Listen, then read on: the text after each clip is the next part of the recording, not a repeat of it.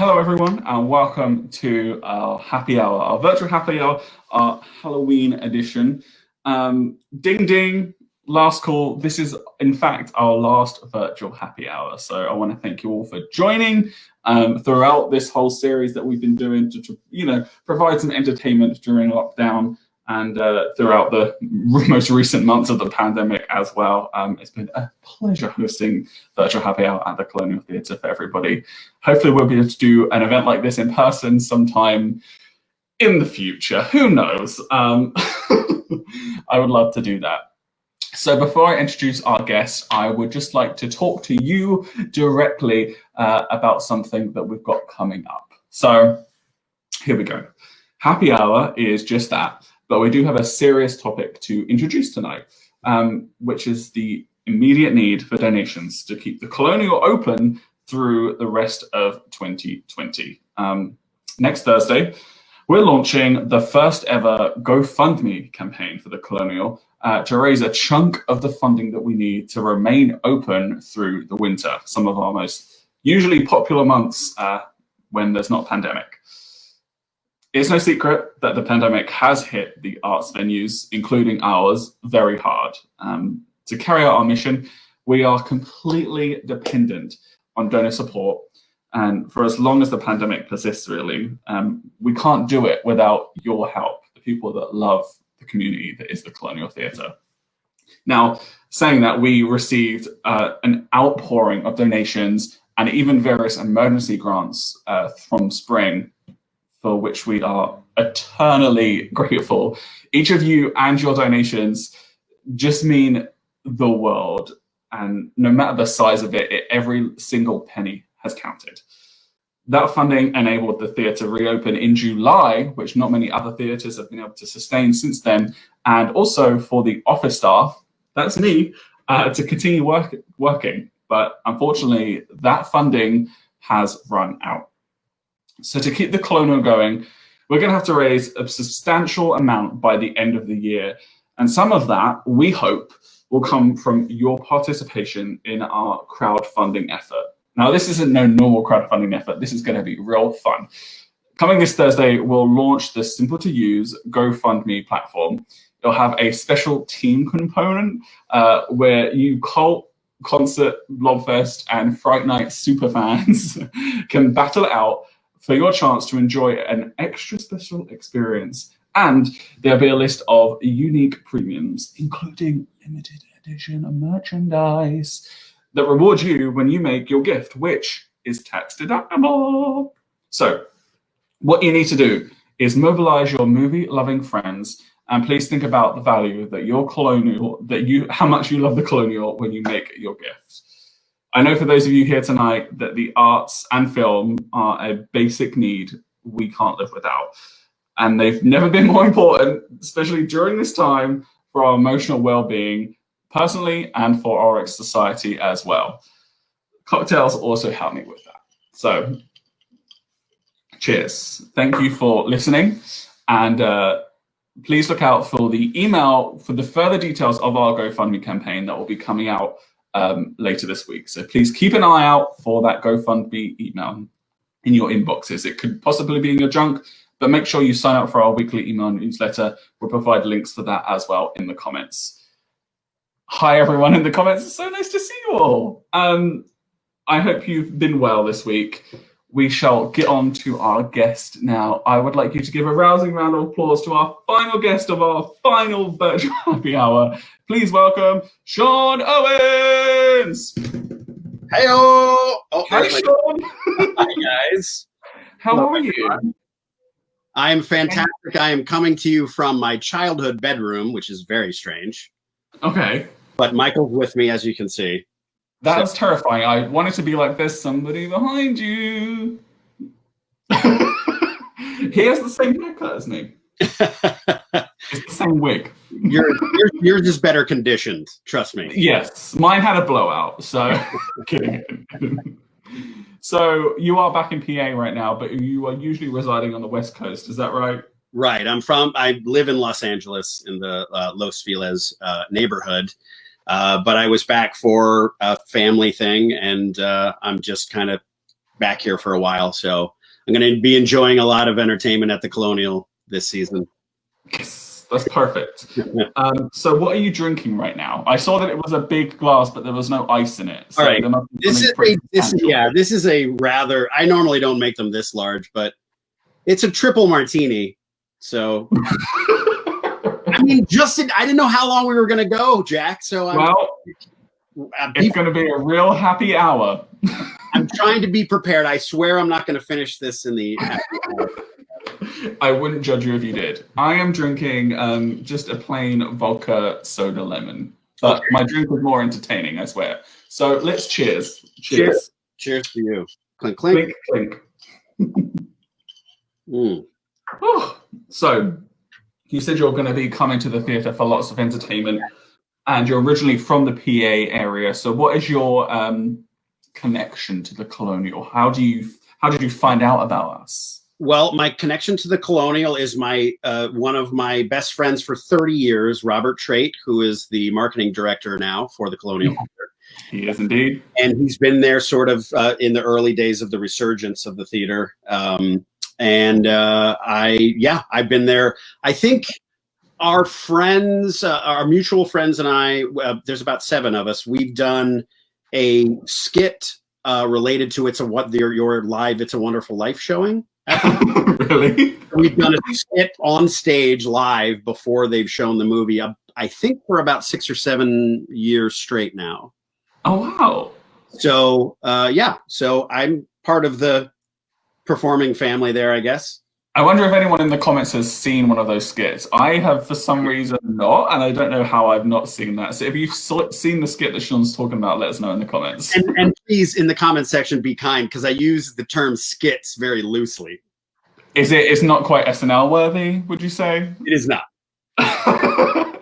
That's fine. We have to come up every year with something different that is semi-related to a scene in the film or the film, so... Well, I think I would like to see some kind of virtual presentation of that this year. You never know. We could. I'll be. Sneak peek. It could be in the cards. Well, I know we are doing an event coming up at Christmas. I'm not sure what details we've released of that, so keep an eye out for that also. Will do. Now, you are a Halloween fanatic. I am. The holiday and the film featuring that guy behind you. Correct. But before we go on to that, I know you are an esteemed actor. I'm an actor. An actor. I wouldn't say esteemed. Let's not. Listen, you can say esteemed no matter how big your ego is. I take the compliment, I think. I appreciate that, but I think that is like expectations are going to be way higher than my actual role. Before we go on, the people are liking your shirt. Oh, yes. Wait. I think it's Creepy Co. I believe. Wait, can we see website Creepy Co? Can you actually see the label from here? I can't tell. Halloween 3, all the masks from Silver Shamrock, and it's my most festive Halloween shirt for sure. I do enjoy the festiveness of it. I am not festive, but you'll get onto what I'm going for later on. Okay. Oh, okay. So there's this choice. There's something specific about this choice. I can't wait. Yes, there is. All right. Indeed. Spooky ooky. So anyway, back onto you being an esteemed actor. So you're in one of my favorite groundbreaking TV shows, Will and Grace. Is that correct? Well, I worked on it. I appeared on it in the revival, the last 3 seasons that are considered the revival. I appeared on it a few times. My voice has appeared. You can hear me several times. But essentially, my function there was stand-in for Sean Hayes. So essentially, that's what I've been doing as my side gig to actually stay living in LA and afford to be an actor. It's a tough racket. So my side job and day job really has been as a stand-in on multi-camera sitcoms. So they're the ones with the 4 cameras and the live audiences, old-fashioned way. They're not the single cam comedies of today, like let's say The Office. Yes. We're more akin to I Love Lucy than The Office. Yes, which is funny because they did an I Love Lucy theme. They did. Yeah. They did, and also one of the most fun episodes to shoot because they lovingly recreated every single detail of the sets. Oh, amazing! I've seen clips of that one. I'm not quite caught up yet, but it was literally like stepping back in time. It was very, very cool. It's funny that you say that because Emily just said in the comments, and I was going to bring this up as well. Deborah Messing actually just visited Phoenixville. I heard that. And actually, Bob said I found this out too late because I would have told you, and maybe you could have like just said, "Yeah, we could." Weird. I know. She was literally 2 blocks away, and I didn't know. I was so mad. I saw on Instagram that, and I was like, I would have gone. Yes, Deborah's very dedicated and politically active. Even when she's not working a lot, she is. Mm-hmm. She never stops. Honestly, no, it's been great to see that as well. When people are politically engaged like that. Yeah, and all of them are actually, but yeah, just to get back to like. Essentially what I did on the show was, besides them throwing me a bone and giving me nice voiceovers and parts and little things like that, which is great for the resume. But essentially what I do during the day is I'm taking notes during rehearsals throughout the week of where the actors are going and what they're doing and where they're moving, called blocking. It's just like stage work. And then once we get to tech rehearsals, which would be called tech rehearsals in stage, camera rehearsal on a sound stage, I am recreating those moves for the camera department, the lighting department. And so we actually basically are, with the script in our hand, recreating the scenes going to be shot later that day and then the next day. So that's really cool. So is it very similar to, you're saying that it has the live audience, does it have a very similar feel to like a live like production, like if it was like a musical or a play? It does. It's the audience is vital for live audience multi-camera sitcoms because the energy that they feed off of is the exact same as a stage production. Yeah. And of course I've worked on a bunch of these now over the past, I'd say it might actually be 10 years I've been doing this job, maybe a little more. I'm not sure. And I started on like Disney shows, and then I finally moved to like more fun, adult network shows. More up your alley kind of thing. More up my alley, and also, you tend to get thrown roles that way a lot more because there are more adult roles available. Yeah. And they see you at week in and week out rehearsing these things and actually performing the show. So it's also kind of a, the secret to being a stand-in is it's kind of a free audition every week. That's how I look at it. Well, there you go. Every opportunity, take it. So yeah, you were taking, obviously you went to the more adult themed shows. That sounds right, yes. Grown-up shows as opposed to Disney. So you weren't a stand-in for Hannah Montana. Is that? I was not. No, I was not. No. They chose Miley Cyrus over you just. Although this sounds like it's such an LA thing to say, but it's not. Like, I don't know. Everybody doesn't know everybody out there. Like, yes, it's kind of like it's a small world, and yes, you might have like 2 degrees separation from people. But I actually happen to be really good friends with the guy who actually created Hannah Montana. And it actually relates to Halloween, believe it or not, because I spend every Halloween evening with him and his wife in their house in Hancock Park. And he is just about to open. Can I plug on here? Can I plug for other things? Plug away. Okay. Plug away. Icons of Darkness. And it is, once the craziness is over and they lift some restrictions, California's extra restrictions. In Hollywood at the Montalban Theater, my friend who created Hannah Montana and a bunch of other shows is opening a museum called Icons of Darkness. And he has the largest private collection in North America of horror and sci-fi memorabilia. So his house is like a sci-fi horror museum, basically. But then they went to all of his store. That's like less than 10% of his collection that's even in the state of California. They brought all of it from the best 80% of what he had. Most of it screen used in the museum, some of it not. And anyway, that will be opening up sometime next year. It was supposed to open in October, and here we are. But anyway, yeah, the Hannah Montana thing led me right into like, hey, if you go to Hollywood next time, check out Icons of Darkness, because that's my friend. He's got an amazing collection. It's seriously, he has like screen used alien, like Queen Alien. Did you have some of this on your Instagram? I'm sure. I spend every Halloween at their house, so I think I may have seen some of this when I was stalking. If you go back far enough and social stalk me, then yes, you'll see all this.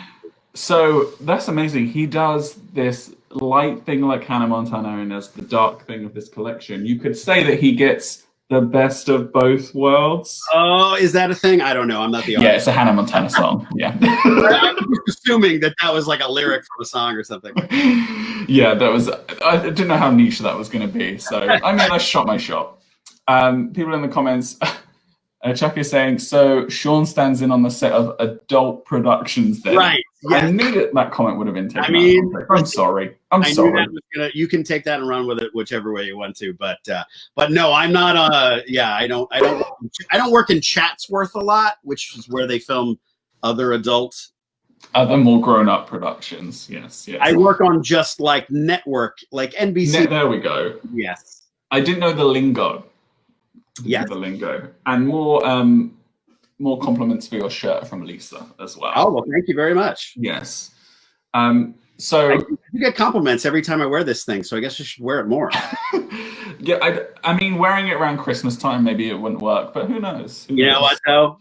Just to be that guy. That guy. I mean, we are showing Nightmare Before Christmas right now, so perfect. It kind of works, right?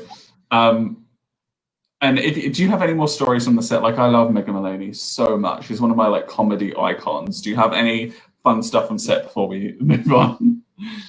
Well, I mean, all I can say is if you loved the show, obviously, like I've worked on a bunch of other shows, but like that was the last one that I worked on, and that was definitely the most beloved, high profile one, just because of the original series, which I was and all I can say is you'll be glad to know it was as fun to work on every day as it seemed like they were having fun. Good. We got paid. I just considered that job. We got paid to laugh all day, every day. That's amazing. Dream. The second week on set, I had just met these people the week before. For me, one of the big deals for working on the show was actually a behind the scenes thing, which was James Burrows directed every episode of the original Will and Grace. He directed every episode of this. He directed every episode and co-created my favorite sitcom of all time, Cheers. So to get to work with him every day was a dream. And the few times, he's a very quiet person. Man, when you make that guy laugh, you feel like the funniest man. Like, I did it! Really, like it just would make your month. That's amazing. Yeah. Did he do Frasier as well? Like obviously the spin-off. Well, I'm a Frasier kind of guy. He created the character when he was on Cheers, but he didn't. He didn't have as much to do with Frasier the show. And I think, and even back to Taxi, and like he started directing on the Mary Tyler Moore Show. It's like a classic. So we got to hear great stories from him. We got to work with him. But the second week after I met these people, and I had an amazing, one of my favorite, I say this every time I do a new show, like I love the stand-ins that I work with, but we really had like an amazing group of 6 stand-ins that were very tight-knit and close, and we just had a blast. But the second week there, I was just getting adjusted to the fact that I'm now working on this cool show and everybody's great. Sean Hayes, like right out of the gate, like apparently people that knew me and knew him knew that I was going to be a stand-in. So they basically like literally the first time he met me, he was just like, "Oh, you're Sean. Oh, I was told totally," and he didn't say it like this, but he's like, "I was told to totally F with you every day." Like, great. So we're already going to do this. And like, great, have great friends. we were just calling each other like horrible names that you'd only call your friends by like the second month of the production. Perfect. That's how you know you get on with someone well. But I think the second week was just like, oh, this is the type of experience this is going to be, when Harry Connick Jr. reprised his role as Deborah Messing's former husband. And we're just sitting around on set, and he just starts playing a private concert for the 10, 15 of us that are just sitting around. Going around. And we just get this private concert. And then on top of it, Sean Hayes, I didn't even realize, is a concert level pianist himself. Oh, I did not know that. Sits right down next to him, and they're doing like trick playing over each other's arms, like over each other's shoulders. And I was just like, this is going to be a special experience. And honestly, it felt like every week there was something like that. Well, that's amazing. No, yeah. It was such a groundbreaking show, I think. And the fact that they continued it was great. And I think for me personally, like watching openly gay people on screen was like super groundbreaking. Like I watched it with my parents, and it was a gay man who was very flamboyant called Jack.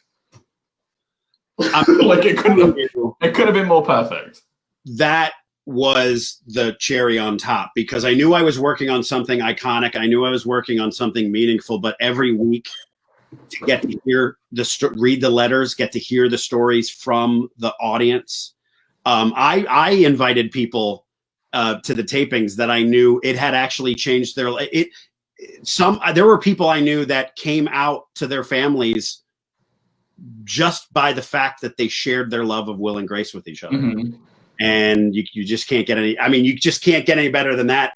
And you're trying to entertain people, but to make an actual impact, that's the dream. Yeah, definitely. Talking of impact, one of the films that's had a bit of impact on the horror scene is Halloween. Yeah, that little movie. I think that did okay. Was that a good segue? That was great. So we are showing Halloween at the Colonial Theatre. Two ways that you can view it. We are showing it on its original 35mm in our original auditorium. They have limited tickets and seating, so please go on our website. We'll drop the link in the comments for you to look for those as well. And we're also showing it on digital as well within our other theatres. And you can also, there's a third way to see it. If you're not feeling very safe we have very safe COVID restrictions in hand. However, if you're feeling you want that extra level of safety, we are doing private screenings of it as well, where you can rent out our Berry Theatre, our intimate, comfy, cozy theatre down in the old bank vault with the best seats in the house. You can rent that for you in your quarantine bubble to view it as well. We'll drop the link in the comments for that. So that was the plug for me. Halloween. What do you love about the film Halloween so much from that guy behind you? What guy? Oh my God! Yeah. Ding, ding, ding, ding, ding, ding, ding. I don't want to be done for copyright, so I won't do it accurately. Yeah, no, I like you. Just like one note off, so we didn't have to pay for that. What I love about it, well, I caught it a little bit. I was born in '74, so obviously I wasn't 4 years old in the theater seeing this movie. But it was this thing that was there, much like Tobe Hooper's Texas Chainsaw Massacre. Like Texas Chainsaw, Halloween became like, by the time we were like 11 to 13 with my group of guy friends, it was sort of a rite of passage by like people's older brothers telling them about it, or showing them clips or things like that. I think it's funny that every generation has those films. Yes. Like for me, I think it was like Scream, but yeah, we'll get onto that. Sorry to interrupt you. I just think there's a funny thing that every generation has like this horror film that's like the kind of taboo, but kind of the rite of passage to be like, are you brave enough to see this? Well, what I loved about it was I actually waited a little bit longer, and Texas Chainsaw is like, honestly, Halloween and Texas Chainsaw are like not just some of my favorite horror films, they're just some of my favorite films, period. Yeah, the filmmaking is just perfect. It's expertly done. And that's why there's so many film classes that study films like that, because it on the surface, to someone who's not open to the genre, that they can dismiss that away all they want, but filmmakers who take the time know how many lessons there are to be learned in that film. So it was just my group of buddies that we all live in the, here I am back in my room from my childhood home. Maybe in the back, which I won't show you how many. It's embarrassing, and it was like, for some reason, them having later learned they shot it in South Pasadena and Hollywood and sunny California in the summer. It felt there was just the atmosphere that John Carpenter created, and there's something about the atmosphere in that film and the setting that spoke to us. It felt like Haddonfield was our hometown, our streets, our neighborhood, and so. And also it's not I think what strikes audiences, this isn't just for me. What struck audiences is this wasn't a monster. There was certainly room for interpretation for a supernatural element by the end of the film. Well, that's sequels and all of that stuff. We got there with it, but we won't go into that just yet. Okay, yeah, sorry, I'll wait on that. Yes, if we can get back to that point, actually, I would love to talk just a little bit about that supernatural element. But in the original, there's room open to interpret some supernatural elements, but really Michael is just someone down the street in your neighborhood, that old abandoned house that there's a murder story about, whether it's true or not. Someone that committed a murder and was sent away, and they're in a mental hospital somewhere, and they're just sort of this ghost of the town. They're this entity that people just talk about. It's like our own campfire stories. And he's a person. He's a man. That's the scariest part of it all. That's the scariest part. That's why. And again, I hope I'm not getting ahead of myself, but just one point to that is that's why Halloween 2018 chose to be a direct sequel to the original only, is because there is something more frightening about the fact that Laurie isn't Michael's sister, or we don't know that in the original. That he literally just sees this girl that was the same age as his actual sister, who he murdered in 1963, Judith. And just sees her come and like put the keys down because her dad's a realtor, and then walk away. Like she comes. It's a random event. It's a random stalker, and of course this was 78 before the term stalker was actually even a real widely known term. But there was something about the element of like you could be on a beautiful tree-lined street and babysitting, and it's a safe neighborhood where nobody locks their doors, especially then. And that somebody, your neighbors or your friends, could be right next door, and you were doomed. You couldn't make it out the door. You couldn't make it past the backyard. There's something exactly. No, I like that it made it super personable. Like it made it very realistic in the way that it was like this idyllic setting, which I mean, most fortunate people got to live in. And also, I like that it was called Haddonfield, because I know it's not in this state, but in New Jersey there is a Haddonfield. Right. And it looks like it could be there. And actually that was named so because Deborah Hill, the co-writer and producer, and Deborah Hill, by the way, broke the glass ceiling for so many female filmmakers in Hollywood. It's beyond words. It can't be overstated how much Deborah Hill broke the glass ceiling for women filmmakers in Hollywood. So but anyway, co-writer, producer of Halloween. She was from Haddonfield, so she just named. I didn't know that. That's so great. And then and henceforth, why the creators of and I love horror movies. I'm not like to denigrate it at all, but admittedly, from the filmmakers, Friday the 13th is a let's cash in on this Halloween thing. And they named Jason Voorhees after Voorhees, New Jersey, which is near Haddonfield, New Jersey. But there's so many layers here. And actually, Bob used to work. Bob Trait used to work for a bunch of like really like fun like nerd websites, and No, I mean like advertise that way on purpose. Yeah. I'm saying that loud and proud. Look at me. I'm nerd, loud and proud. But I actually wrote an article about the Halloween franchise, but one of them was also the Hitchcock connection. So there's all these names if you look at Halloween. Sam Loomis, Dr. Sam Loomis in Halloween is Sam Loomis, the boyfriend in Psycho. Nurse Marion is Marion Crane from Psycho. Tommy Doyle, the little boy that Jamie Lee Curtis is babysitting, is named after the detective in Rear Window, Hitchcock's Rear Window. Oh. I love the self-referential nature of horror films because there's two levels to this. So they kind of have each other's backs because I think that horror as a genre, like overall, doesn't get the recognition it deserves in like the Academy Awards. Like, yeah, critically it's not. You're right. Like, for example, and a great example of that recently is Hereditary, where Toni Collette, is that her name? She, I think, should have been nominated for an Academy Award for that role. And however you feel about that film, her performance is undeniable. Period. Yep.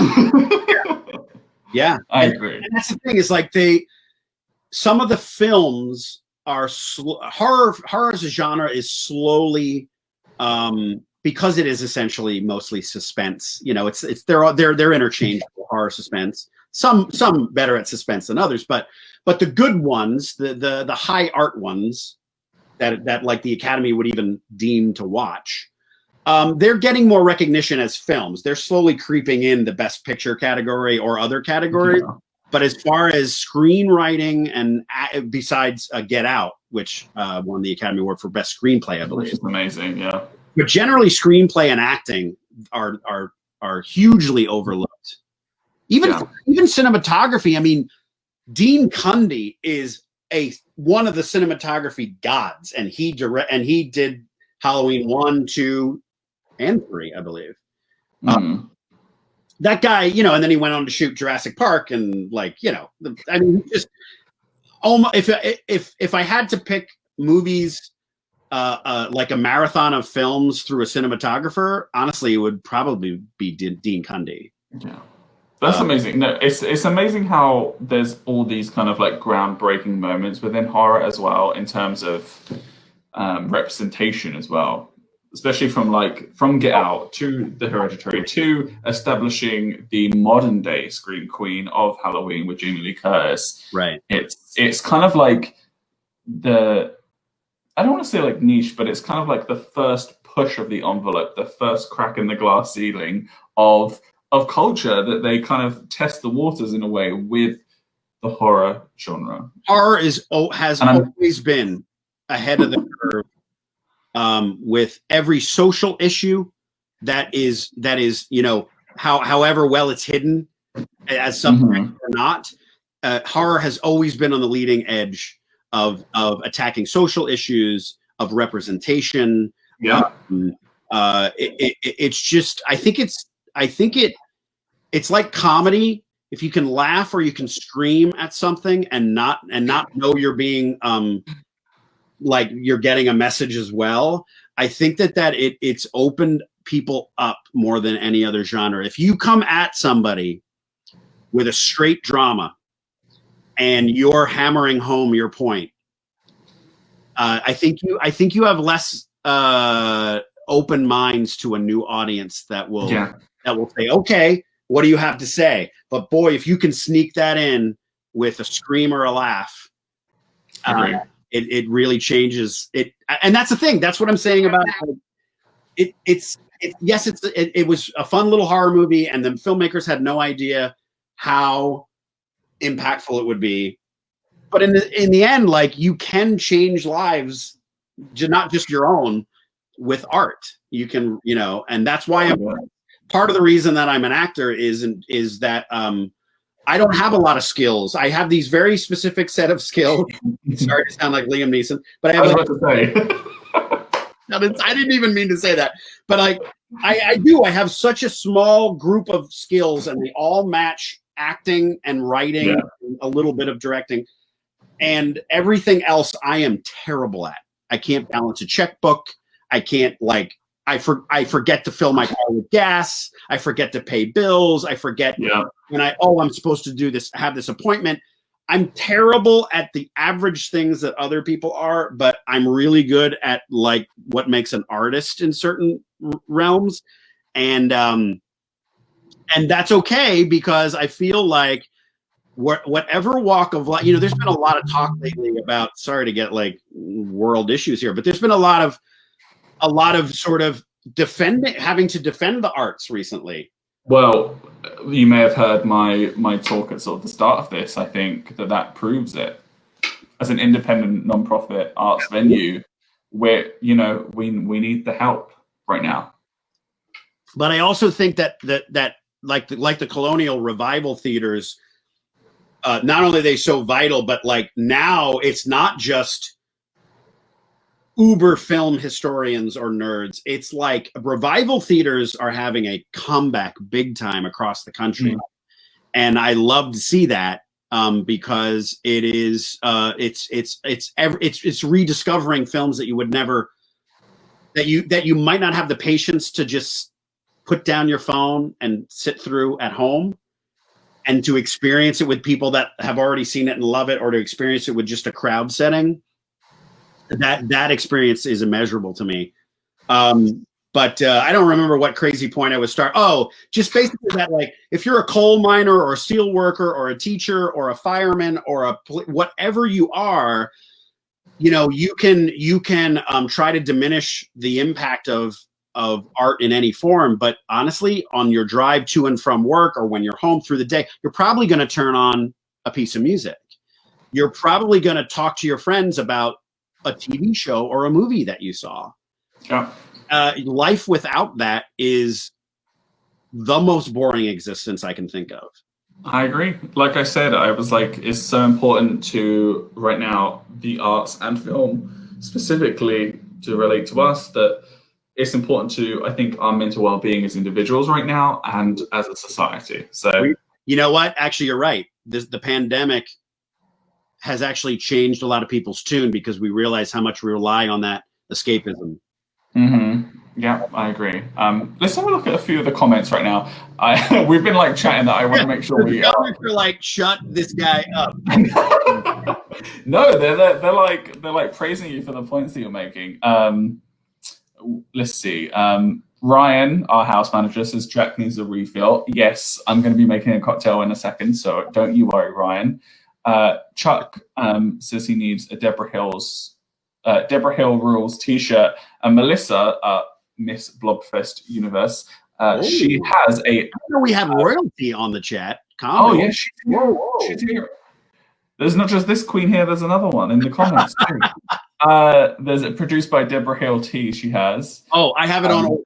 I have that one on order, Miss Blobfest. Send me the link. When we were talking about Haddonfield, South Jersey represent from Mahal. Kimberly, she didn't know about the Hitchcock connection, so thank you for teaching us about that. That was really cool, and that's like, I love those little bits of trivia, those connections, as I was talking about earlier. We're talking about shunned, sort of like how horror is shunned, and Chuck said John Goodman's role in 10 Cloverfield Lane was Oscar worthy, which I think I agree with. I agree. He's never been I love that actor. He's never been better. I'd say like Big Lebowski obviously is my favorite role of his, but like dramatically, I agree. That's a straight up drama that should not be shunned for its, genre affiliation at all. And interesting, actually, there was a whole discussion in the comments while we were chatting away. So we can get to this, but I want to listen to some of the comments here. So Pauline says, can you give an example of horror presenting a social issue? Chuck said, the original Night of the Living Dead was a knife cut into the heart of civil rights movement. Amazing. And Emily spoke about a little bit what we spoke about Get Out. This stems from the literary horror, supernatural genre, which is very much concerned with the fear of the outsider, the foreigner. And actually, can you just pause right there? The fun thing about Get Out is I feel like it's a cousin of the same story told about feminism 30 years before with the Stepford Wives. They're very kind of like, yeah. One's dealing with sex and one's dealing with race. I get that completely. Like, it's so interesting to see how that's sort of come to the forefront, and rightly so, really. And people are just, saying, support the arts, keep the arts in schools. Yeah. Right. I had a feeling this wouldn't be a tough crowd for like touting horror and the arts and the live theater and revival. We're with our people. So I should probably go back to some of the questions I was going to ask. So, all right, I'm going to make them shorter. I swear to God, I'm going to make. No, we've been chatting. It's fun, and I think we've still got the viewers. They want to hear. They want to see what's going on. So, as I said earlier, Halloween kind of was the introduction of Jamie Lee Curtis. It really established her as, one, an actress, and two, as the scream queen of the modern era. Do you have any other favorite kind of scream queen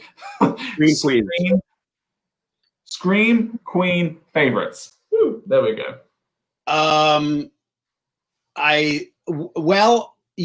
Okay. One could argue this is sci-fi horror, or it's horror adjacent. But one of my favorite female characters of all time is Ellen Ripley from the Alien franchise. I knew you were going to say that. She's my everything favorite. Yeah. The right actress for the right role at the right time, so I feel like her and Jamie Lee with the character of Laurie. I mean, I love that it's made such an impact that all these different style of writers have attempted to continue their story for so many years. Yeah. And we're the benefactors. I love that. So, she's definitely one. She's not a scream queen in the sense that she's running around screaming all the time and running away, but she is certainly in a franchise that is designed to make scream. And then of course, you can't really ignore Nev. You cannot ignore Nev Campbell. Once Scream came along, that was the obvious, not obvious. That was the next step in the evolution, because horror was at a real, low point. It was just like, as far as the studios were concerned, it was at the lowest point of making money for sure in the theater. And Scream came along, and Kevin Williamson, the writer of that, was like, and he actually said that he, while he wrote the screenplay for Scream, every single moment he wrote that, he was listening to John Carpenter's score for Halloween. Perfect. The perfect blend right there. Yeah. I think that it's interesting that I think the character of Scream Queen has sort of developed. And I think that it's not necessarily, the one female that's like, the final girl. It's evolved. Umbrella. Yes. And I think that it's the strong female showing strength within diversity of a horrific situation. Yes. And I think I have one that I would like to propose. Please. That is the modern day one, that from TV specifically, that I think that's kind of been pushed into this envelope, but she fits it so well, is Sarah Paulson from American Horror Story. Yeah. She's incredible. And I'm not seeing Ratchet, all of it, but looked great. She's very good in that genre as well. Yeah. I'm gonna make a cocktail now. All right, do it. What are we doing? So here's the deal. I have made a different cocktail every time I've done the virtual happy hour, and I was thinking, you know what? Why don't I make my favorite one that I've done? We've made ones that have themed to the film that we're showing that week, or that kind of thing. And actually, it was the one I made on the most recent happy hour to celebrate that we're showing Hocus Pocus, which we are still showing Hocus Pocus. It's called Sarah's Love Potion. Sarah Sanderson, played by Sarah Jessica Parker, who makes people fall in love with her. So it's her love potion. I'm going to set up what I got going on here. Let's see if we can do this. Ta-da.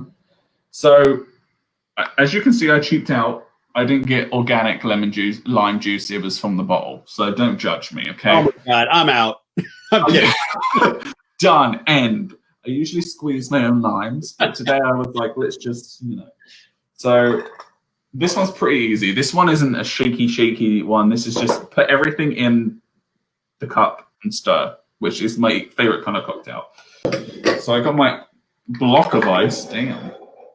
And this one is requiring a shot and half of vodka, but I feel like that meme where she's like, 2 shots of vodka, and just kind of, I'm going to measure it by eye. I used to be a bartender-ish.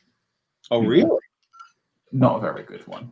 I have my blue curacao as well. So it's going to give a really cool color. And that's like kind of a shot, ish.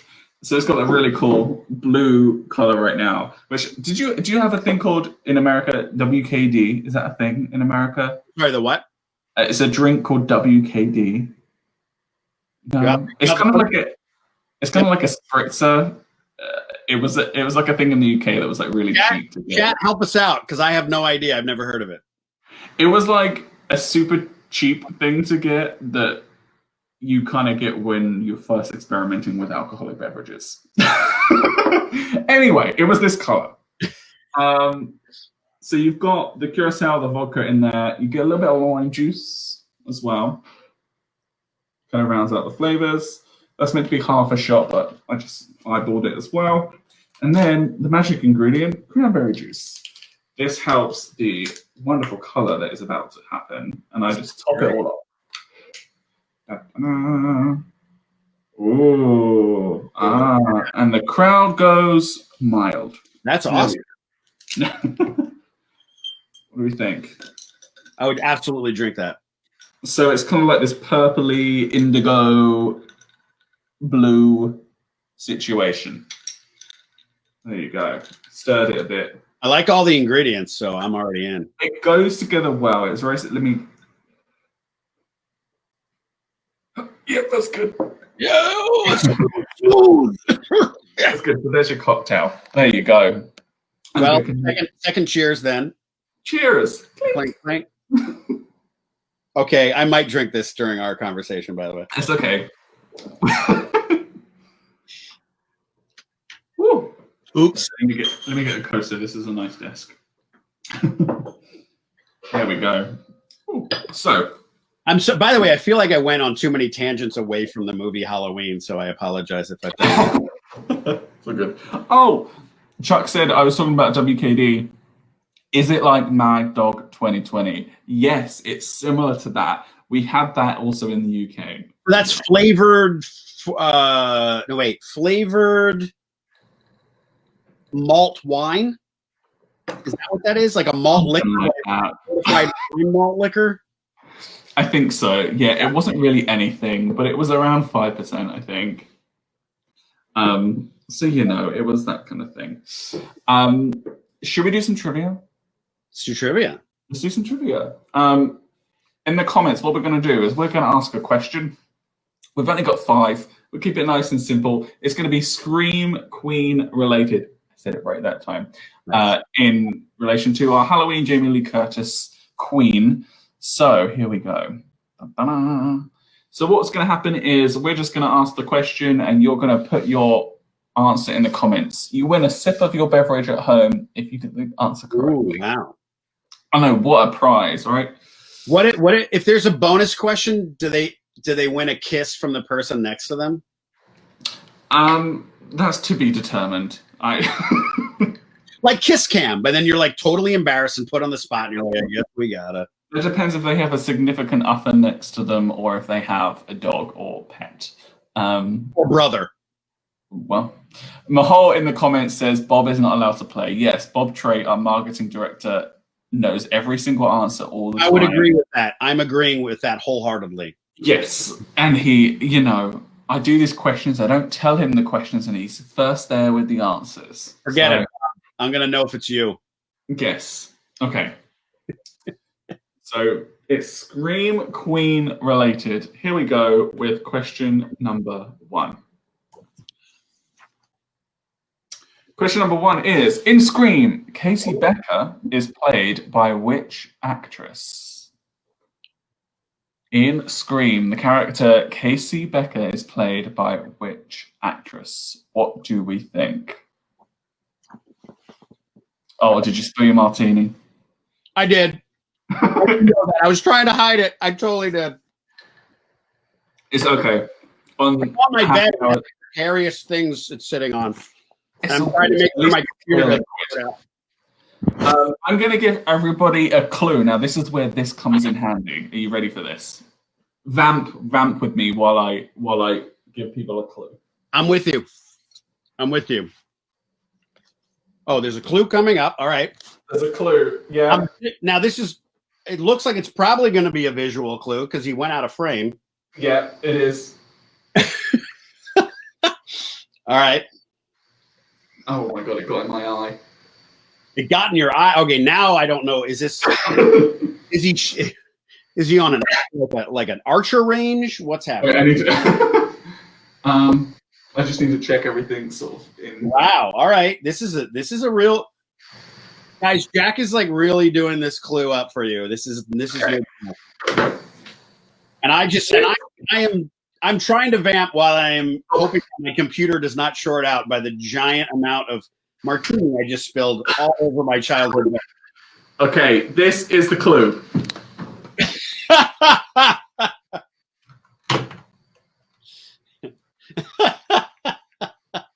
Okay. Who's got the clue? It's amazing. Did we get it? This wig got in my eye. That's amazing. Is it a good look? It's great. I love how my natural hair is actually longer than it, so it's giving me... Yeah. It looks like you have really bad roots. No, it's ombre, darling. It was a wig. Oh my god. Oh, it's Jack, guys. It was me. It was not the correct answer. There is Drew Barrymore, and I will not burn the popcorn. Who got it first? I believe Jill did, who is also my aunt. Your aunt got that right. She did. And that's how she knew, because it was my Halloween costume from last year. Okay. Yeah. So she cheated. A little bit. Is your laptop okay from the drink spillage? My laptop is still functioning. I don't. It just kind of splashed on it. It didn't like dump on it, so I think I'm okay. One of them, I was making a old fashioned, I think, and it required a maraschino cherry. And on my laptop I spilled a whole thing of maraschino cherry, and the key still doesn't work. Anyway. Anyway, the correct answer is yes, Drew Barrymore. Well, great job, and what's her name? Jill.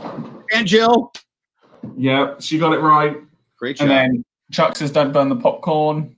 And then now, Jack, do you want me to do this in my best like voiceover voice? Is God, here we go. Yeah, why not? I think this one's a bit wordy. Is it this one that's wordy? We'll see. Okay, go for it. Character Sally Hardesty, played by Marilyn Burns, escaped which murderous cannibal? Character Sally Hardesty. I didn't know her last name was Hardesty. Played by Marilyn Burns, escaped which murderous cannibal? Also one of my favorite Scream Queens. I agree. Yes. And well, she's not as... I feel like she's underrated a bit, because... I don't know. I feel like she isn't anymore. I feel like she got her due. Good. I'm glad. And then, did you say we give clues at a certain point, or no? Did somebody just? Yeah, you can give a clue. Give a clue. What are you thinking? One of the rare horror films set in the heat, right? I'll give a clue. It's what my face would look like without the ring light above me. It's one of the rare horror films set in like the summer heat. So we're thinking Freddy Krueger, and then I see the correct answer there. Who got it? Chuck did, of course. Oh, Chuck. Yes, the correct answer is.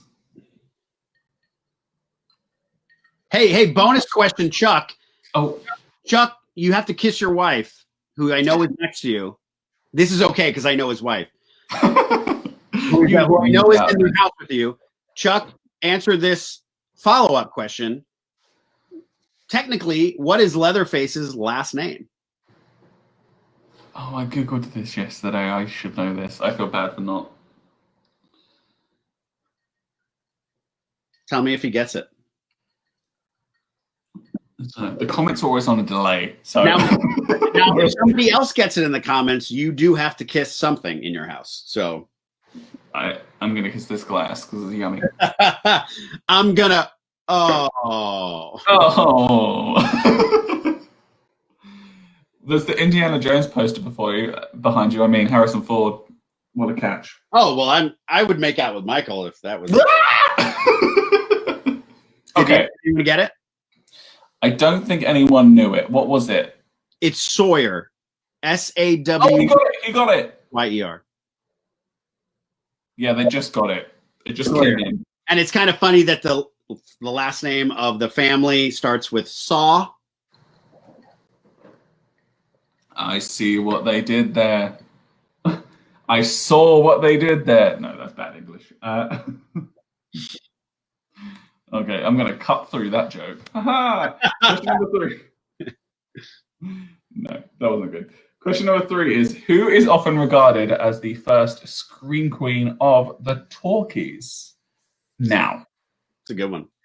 We are not talking about Jamie Lee Curtis here. We're talking about of the Talkies, the original. Now, we've said in this earlier in the happy hour that Jamie Lee Curtis is of the modern era, if you could say that. So who is often regarded as the first scream queen of the Talkies? Although Jack did make a lot of screaming.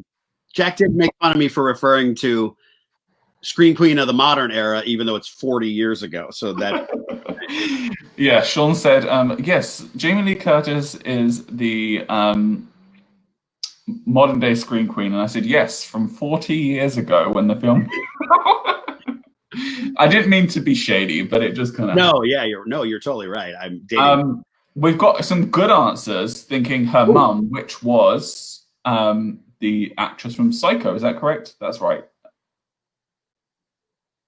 Yeah. Oh, actually that's a great answer, and technically, probably they're more right than the answer we came up with,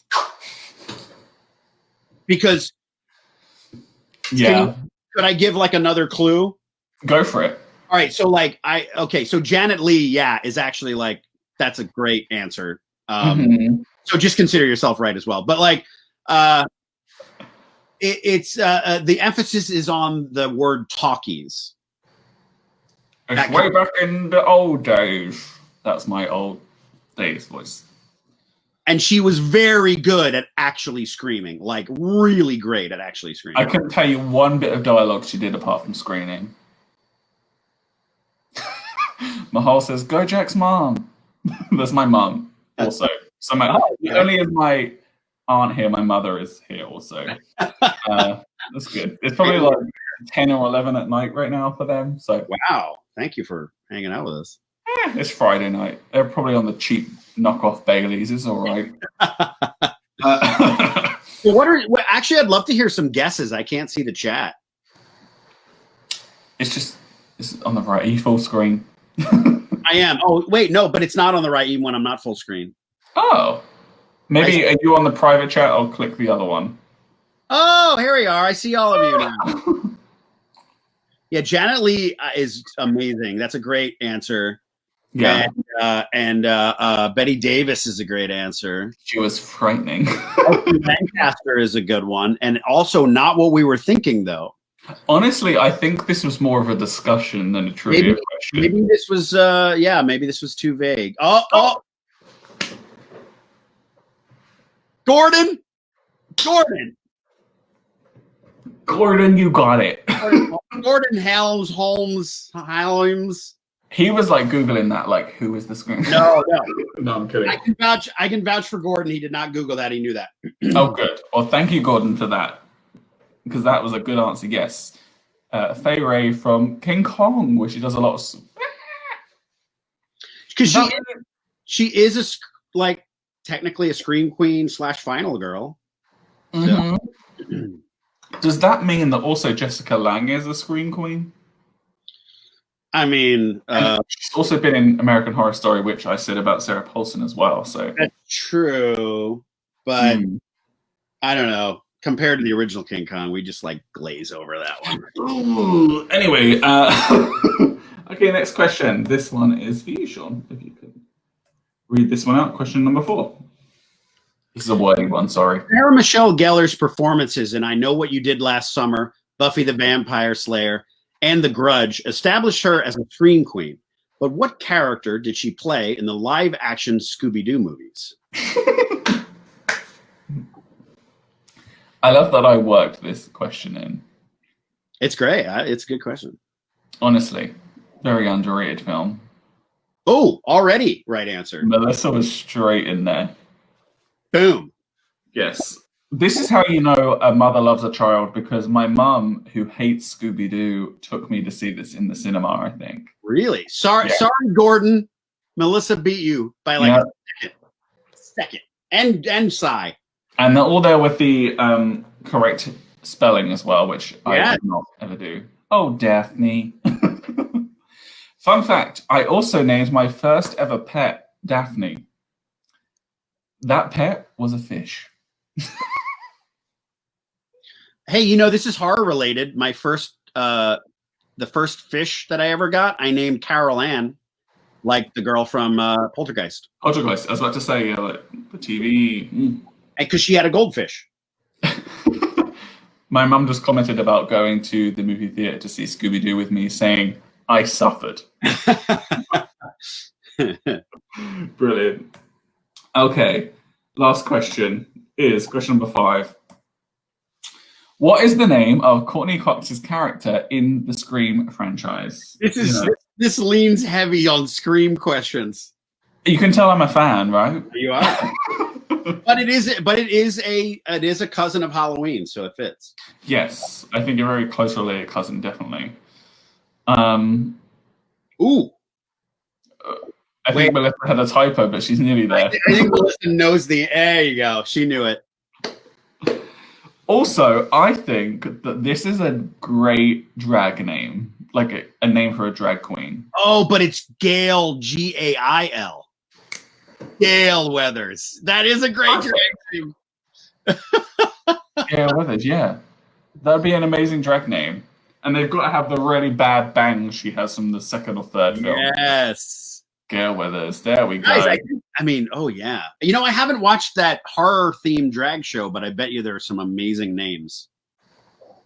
Oh, Dracula? Yes. Yeah. I'm actually interesting performances from that. Yeah. It's definitely an interesting one. Wow. I can't believe we've been chatting for an hour. I could literally talk for a few more with this beverage.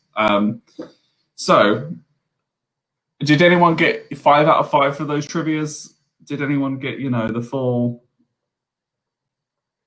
shebang? I think most people got 4 or 5, right?